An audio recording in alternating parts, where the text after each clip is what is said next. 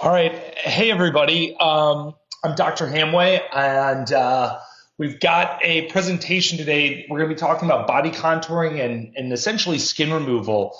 And this is a pretty apropos topic because we've been seeing a lot of weight loss with the introduction of these GLP-1 agonists. And so it's something that has like a lot of traction. We're seeing a real uptick in the office in people who have lost a bunch of weight and in doing so have some like redundancy or like skin looseness that shows up in a variety of different parts of the body. And so what I'd like to do today is tell you a little bit about the practice, talk a little bit about why skin sags, and look at some different parts of the body and how it affects those parts of the body. And then we can talk about the treatment options for those specific areas and a little bit about like the recovery and what those procedures entail. So a little bit about myself. I'm Dr. Hamway. I was trained mostly in the Midwest and on the East Coast. I spent some time in Ohio, where I'm from, DC, Boston, Indiana, and then ultimately Manhattan. And I'm a board certified plastic surgeon. So I'm a member of the American Board of Plastic Surgeons. Anyway, I was ultimately brought to Sarasota because that's where my wife is from. But we've got a nice office here. We've tried to make it sort of like friendly and inviting. And Sarasota, for people who are not from Florida, is sort of nestled in between Tampa and Fort Myers. It's about an hour drive from Tampa, but it's got a wonderful sort of, little like regional airport that's really easy to get in and out of. And I mean, perhaps because of that, I mean, we've treated people who are from all over the country. At this point, I think we've even hit Vermont. So we're really just down to like North Dakota and South Dakota. And part of the reason that people are kind of coming from all over is, well, we do some things that are a little bit different. We've got some really like different techniques for some certain body parts. But ultimately, we sort of aim to help people feel their best, look their best. And we become sort of like a trusted partner in people's journey following weight loss. And so kind of getting into this, I'm going to talk a little bit about these GLP-1 agonists because that's not for everyone, but for a lot of people, they're using these to sort of as an adjunct or to aid in weight loss. And so maybe you've heard of semaglutide or tirzepatide. These are medications that regulate blood sugar and digestion. They're marketed under a variety of other names. So Ozempic, Wegovy, Mounjaro, Zepbound. They are all medications. They're either semaglutide or tirzepatide, and those are GLP-1 agonists. So it's an injection that's given typically once weekly, and the goal is that patients lose about 2 pounds per week. And so what they've found is that like dietitians typically suggest that about 2 pounds a week is what's considered safe weight loss for most patients, or about 8 pounds a month. And so you want to have this sort of like slow and steady decrease in weight, regardless of whether it's with a weight loss medication or on your own.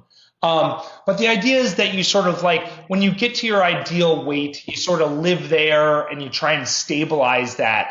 And oftentimes as you do, skin will retract and areas will sort of reveal themselves. But because these medications are so successful, people can lose anywhere from like 10, we've seen 60 pounds. We've seen people who have lost 120 pounds. In fact, I think this week alone, we've had 2 patients that have lost over 100 pounds, which is wild and totally life-changing. These are a couple of patients that we helped with some weight loss and through using these medications. And so these patients both use semaglutide. And I mean, this was like very life-changing for them. And they're lovely people, and just like watching them sort of flourish through this process was actually very powerful and like very inspiring for us as well.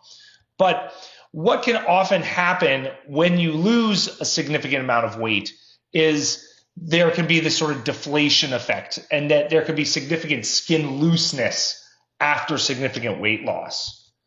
And the reason that happens is I like this analogy of a balloon. I mean, it's really a perfect analogy. You have these elastin fibers, collagen and elastin in the skin.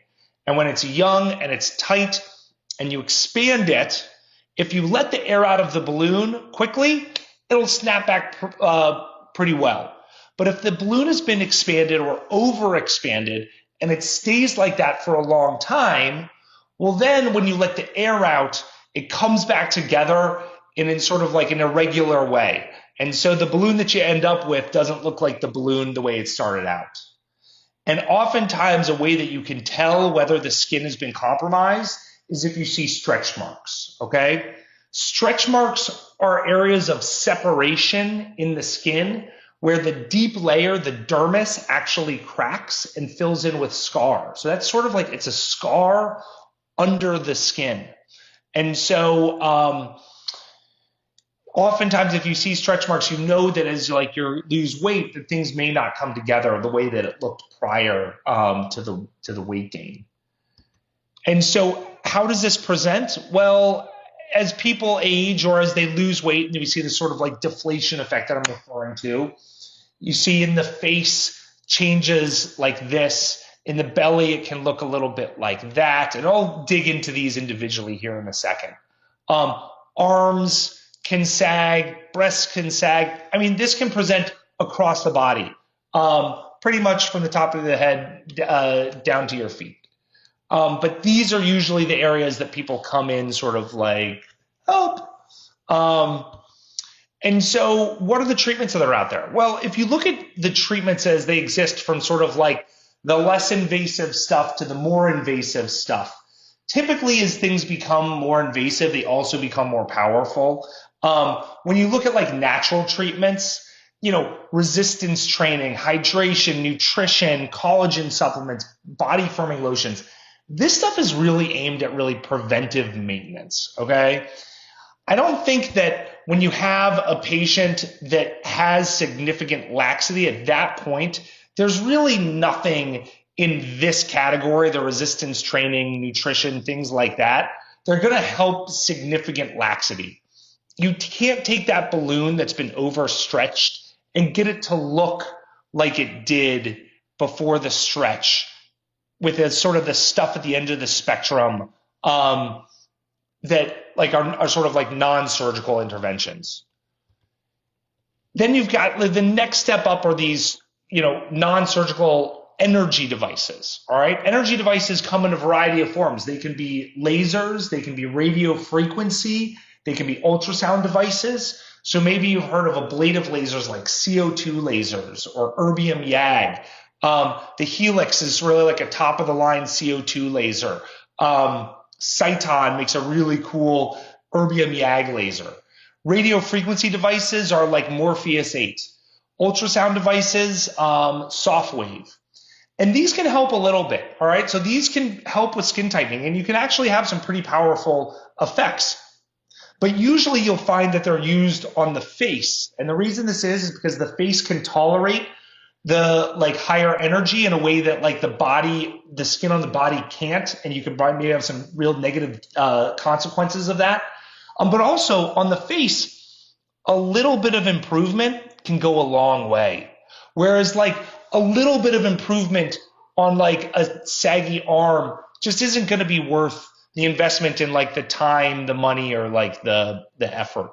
And so the non-surgical energy devices, again, are usually used more on the face when you're looking for like a little bit of improvement or you're looking for like skin texture issues, but not significant like lifting.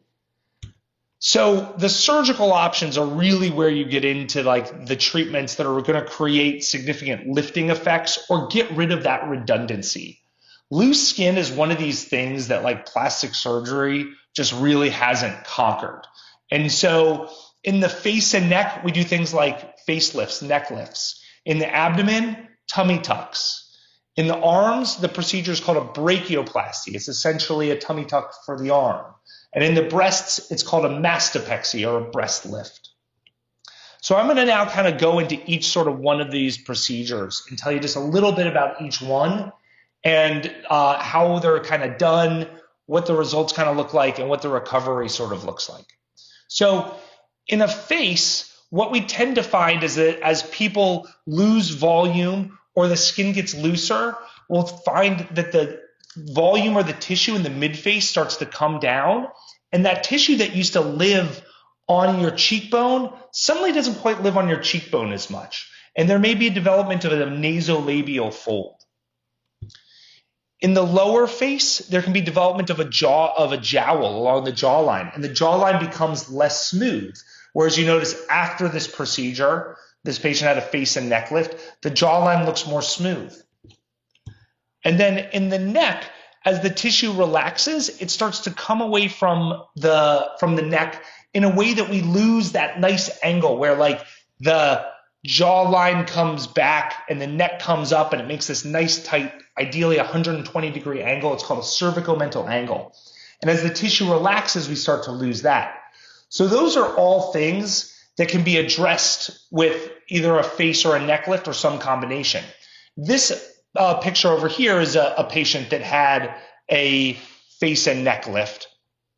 And so you can see those features that we were discussing, the volume in the cheek coming back up, the softening of the jawline, and then the improvement in the looseness of the neck, but also the angle of the neck are all sort of improved. So how is that done? Well, an incision is made. I'm actually going to come back here. If you notice, there's a little bit of a pink scar showing up here. This picture was taken about 6 weeks after the procedure. That sort of demonstrates this incision that's created around the ear. So typically that goes underneath the sideburns. It sort of drops down the front of the ear, dips under the earlobe, and then into the hairline back here.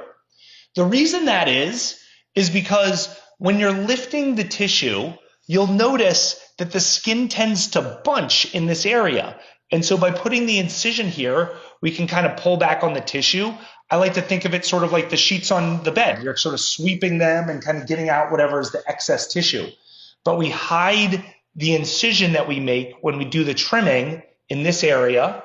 And when we push on the jawline and the neck, the tissue tends to bunch sort of in this area. So the incision goes in that area. It then allows us to lift up the skin, and we're looking at a layer of tissue called the SMAS. The SMAS is in continuity with the muscle, the platysma. And so by lifting those tissues, we can lift the deep structures of the face to create a longer lasting, more fundamental lift with the facelift or neck lift.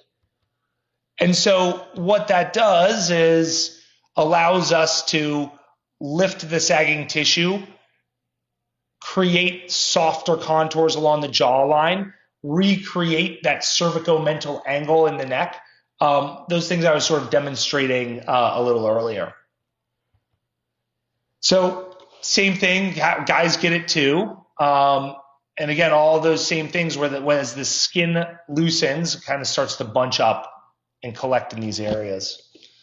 So this procedure is done under what's called twilight anesthesia. So it's sort of like a colonoscopy. You go to sleep, but you don't have a machine breathing for you. It takes a couple hours when we're going in and we're sort of doing the procedure. The tissue is very delicate. I kind of equate it to like, making a watch. We're in there sort of doing our little procedure. And then when it's over, we wrap you up and you go home. This is an outpatient procedure. And then as you recover over a 6-week period.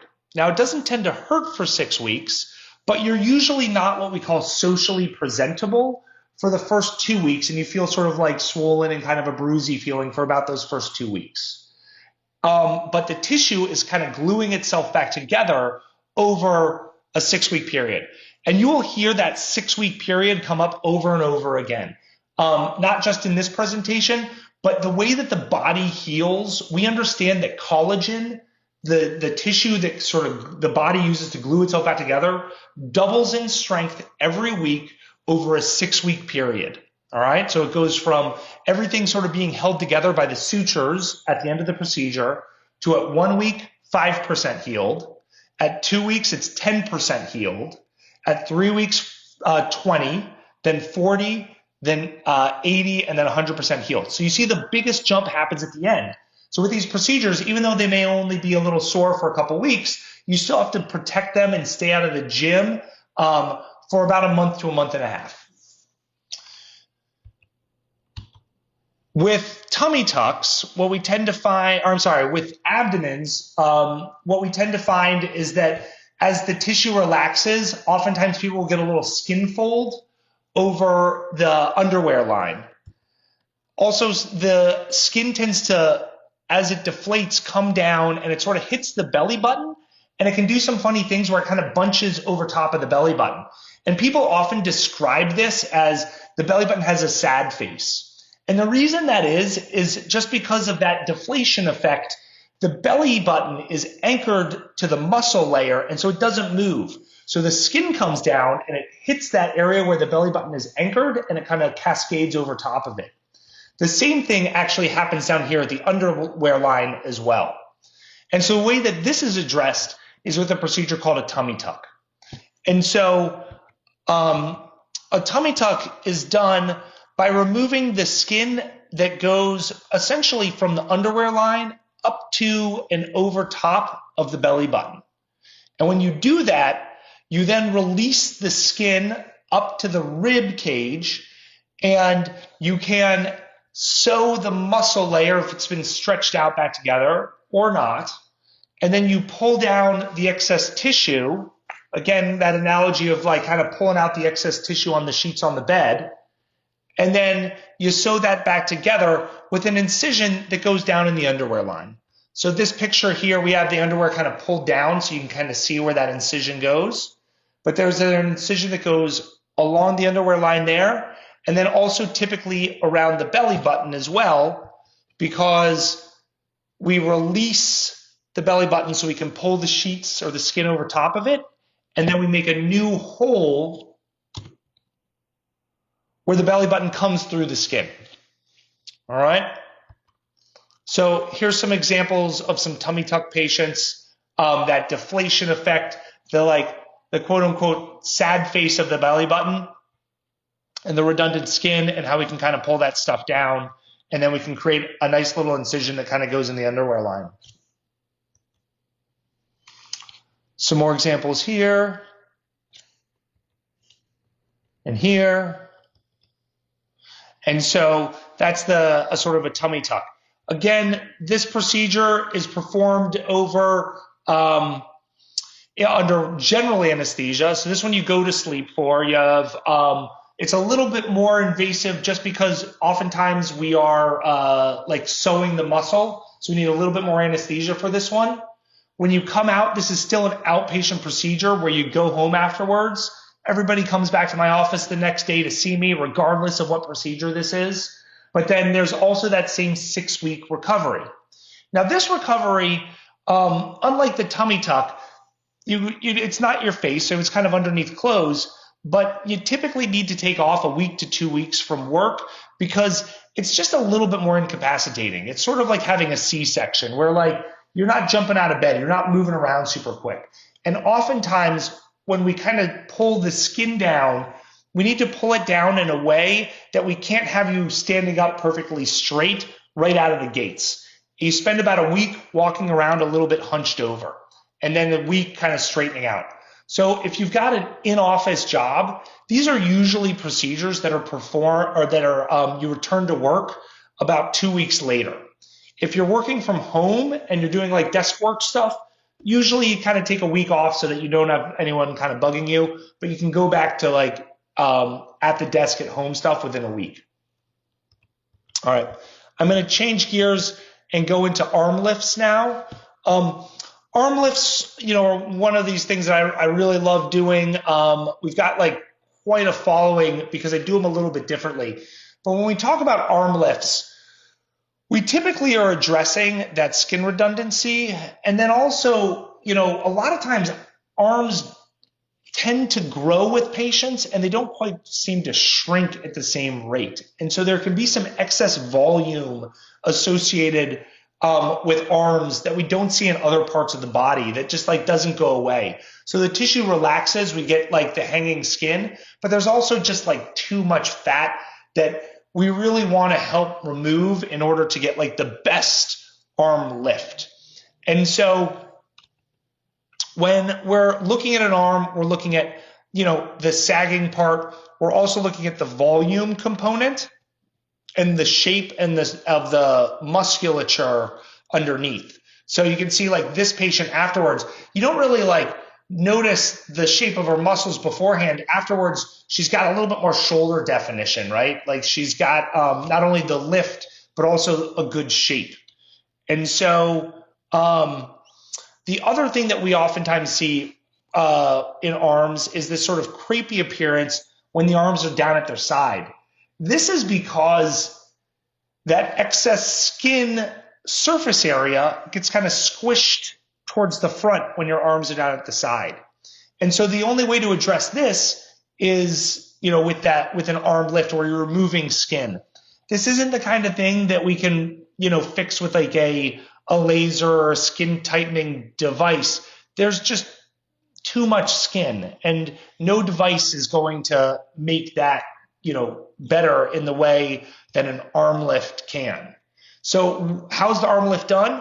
Well, in this case, we sort of remove this, I don't know, it kind of looks like a banana, this banana-shaped piece of skin, and incorporate typically some liposuction. Now, in a patient like this, they don't really need liposuction, right? This is really, they're thin. This is really just a skin issue. So this patient would really just be a skin excision, where someone like this, who, we sort of lost some of the structure of the arm, we may incorporate a little bit of liposuction.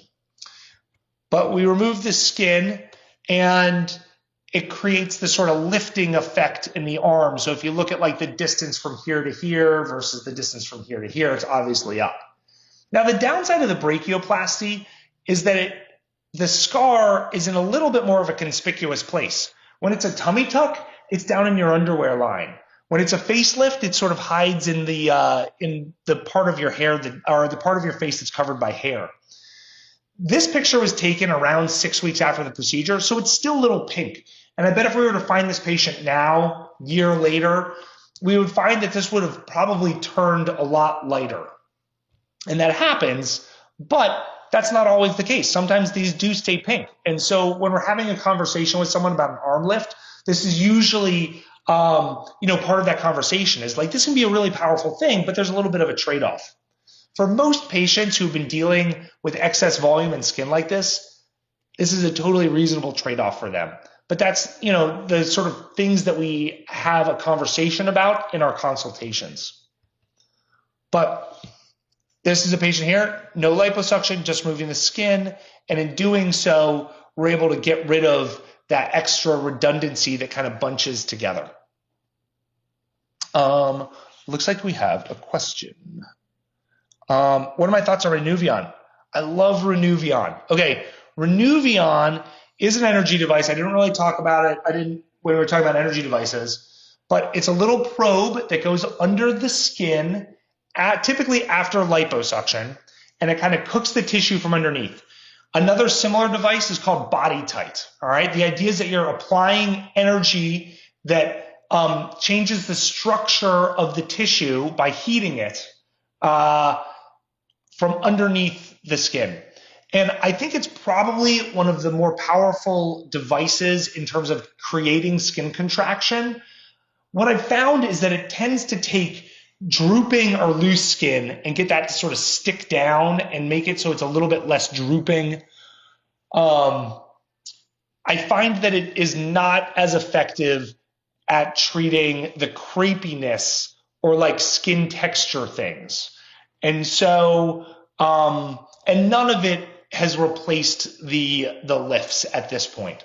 So where I'm using Renuvion is in people who are looking for the best possible results, or are, have sort of like, maybe they're 40, 50 years old and they're not a perfect candidate for liposuction. We're worried about some of that deflation effect that liposuction is going to create.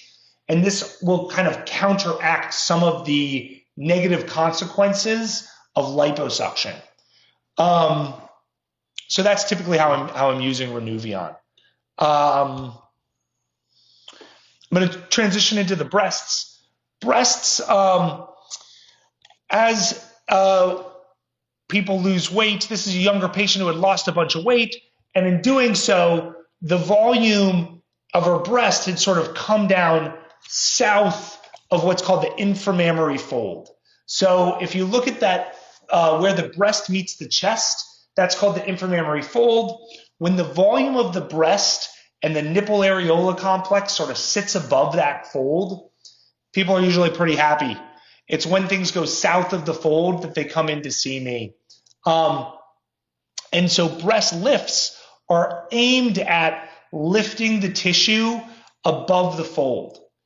And in order to achieve that, what we do is we sort of pick the area on the breast that's usually about 21 centimeters from the sternal notch above the fold, but not so high that it's coming out of bras or bathing suits.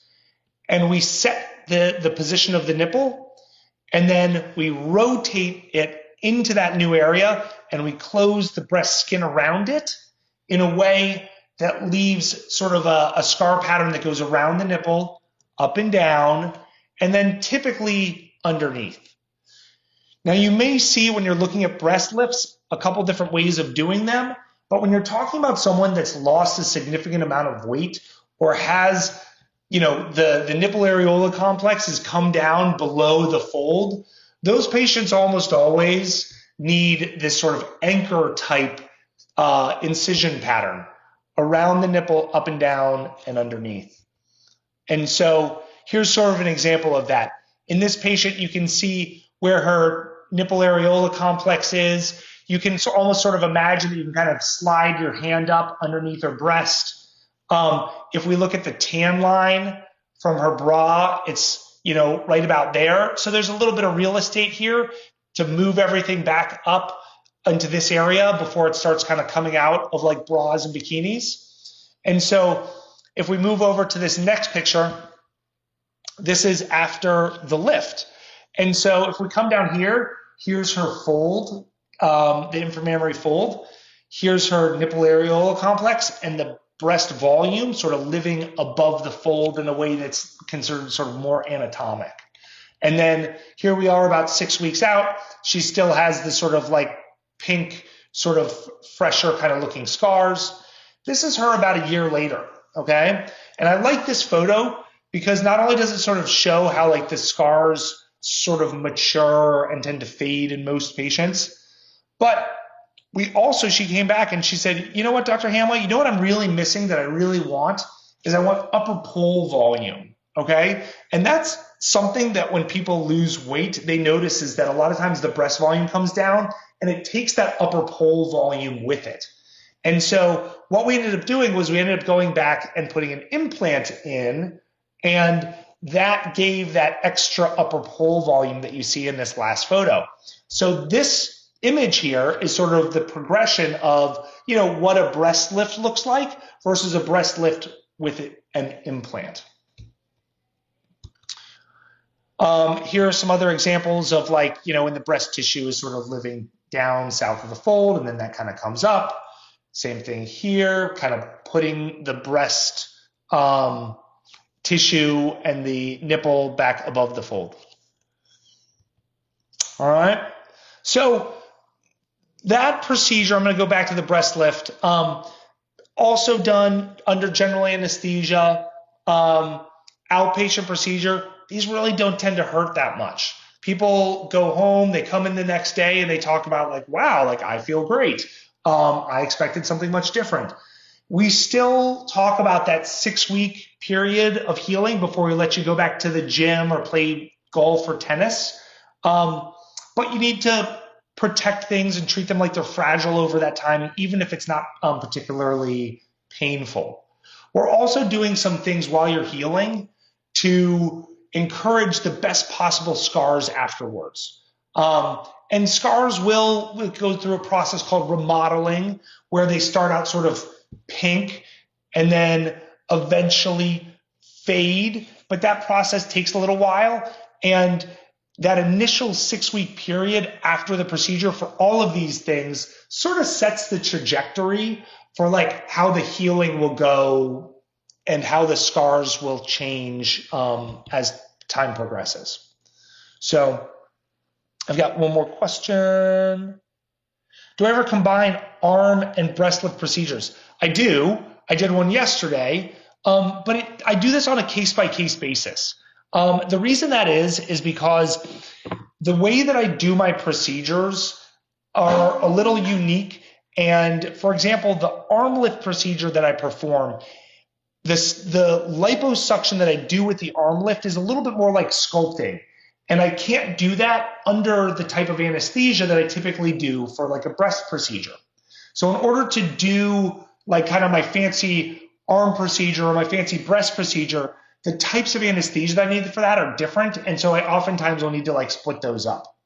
Alternatively, in some cases, the patient doesn't need like the different types of anesthesia. I can put them together. So this is where during a consultation, we'll look at your individual needs and expectations and talk about like what the best surgical plan would be. For all of these procedures, it's important to be close to or at your target weight.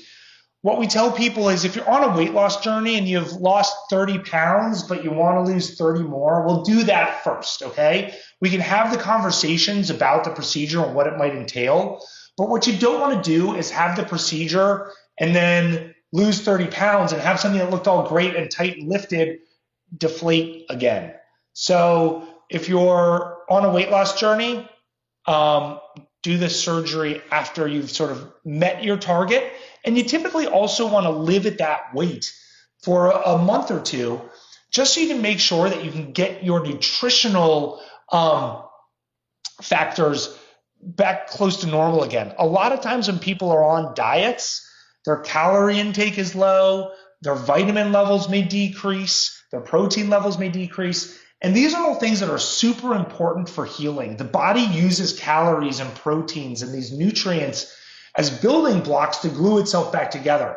And if you're deficient in those because you've been really calorie deficient, then you may have issues with like openings or wound dehiscence. And so that's a little bit of like a nuance or something that we need to talk about a little bit more with these patients who are on weight loss drugs or even just have been dieting. Non-smoking. Anytime we're lifting tissue and moving it around, being free of nicotine is a must. Really bad things can happen when patients have nicotine in their system. Nicotine acts like a medication that causes vasoconstriction. That means that the little capillaries that run through the tissue clamp down and it limits the blood flow through them. And so when you've got poor blood flow running through tissue that's been operated on, the tissue can die. It's something called necrosis. And so you'll hear plastic surgeons make a really big deal about being nicotine free. And so we have non-smoker, but it's actually not the smoke, it's the nicotine. So you have to watch out for patches, gums, nicotine, Zins, all of that stuff is a problem. It's not actually the smoke. And then we talk about being able to take adequate time off. Recovery is important. And, you know, also depending on like the expectations of your job and stuff like that, like you just want to make sure that one, you set yourself up for a easy recovery without any bumps in the road. Sometimes that means taking adequate time off of work. It oftentimes also means kind of creating like your surgery team, all right? Like the people that are going to assist you during the recovery. For example, some of these procedures, the breast lifts, patients kind of bounce back and they feel like they can drive, you know, a day or two after the surgery. Whereas a tummy tuck patient, it might be something more like a week or 2 weeks before they feel like they can drive. And so we go over all of these things during consultations where we kind of will look at you, talk about like procedures, tell you which ones we recommend, get a sense of what sounds right to you, and then tell you what you can expect for the recovery and the sort of things that you need to do in order to do the procedure safely, and also have like the easiest recovery as possible. So, so lastly, if anyone does want to have a consultation, we do both virtual and in-person consultations. So that means you can come into the office. That's a pretty traditional consultation process where we look in the mirror together. I have before and after photos and illustrations of how procedures are done. Virtual consultations we can do with like a Zoom link. We still need photos sent in that I can kind of like look at and I can demonstrate with you. We can do screen shares and things of that nature. But for some patients, that's a more convenient way to get the conversation started. And I'm totally fine with either way. So whichever one makes the most sense to you, I'm happy to oblige. After consultations, I have a surgery scheduling team who can send you a quote and tell you about like the process of getting scheduled. And then I also have a clinical team that will communicate with you once you've kind of like picked a date and decided that, all right, I'm doing this and I'm ready to go and this is my date. They reach out to you to go over like instructions, before and after things to know to get ready for the surgery. And then afterwards, we pre-schedule all of your post-operative appointments so that afterwards you've already got everything in your calendar. So ultimately, that was sort of a glimpse at what happens sometimes as people lose significant weight and some of the things that are out there to sort of help with that excess skin and the loose tissue that can develop with weight loss. So if anyone wants any more information, I'm happy to speak with you. You can go to our website. There's a link there. Give us a call. We're on all the socials, all that stuff. So anyway, thank you everyone for your time, and I look forward to hearing from you. Thanks so much.